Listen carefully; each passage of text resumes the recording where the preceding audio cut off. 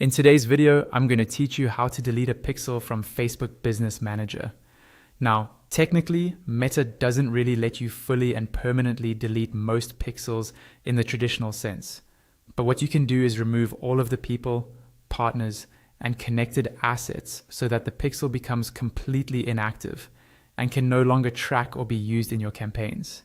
That's exactly what we're going to walk through step by step. First, head over to Meta Business Suite.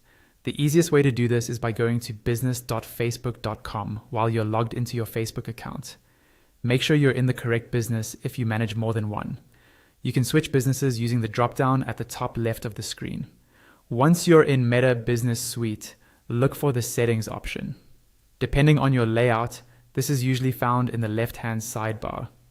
Click on Settings to open the main configuration area for your business.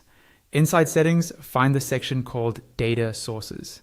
This is where Facebook groups things like pixels, catalogs, and other tracking or data-related tools that are tied to your business. Go ahead and click on Data Sources. Within Data Sources, you'll see an option specifically for data sources and pixels. Select that.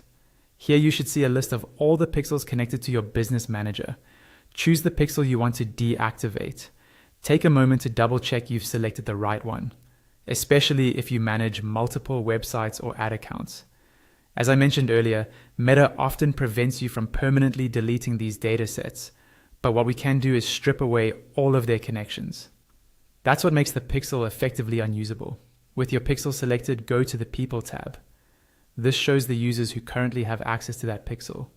To remove someone, click the bin or trash icon next to their name. Do this for every person listed, so no one remains associated with that pixel. Next, switch to the Partners tab. These are external partners or agencies that might have access. Just like before, remove each partner by clicking the bin icon, so there are no partners left connected. Finally, go to the Connected Assets tab.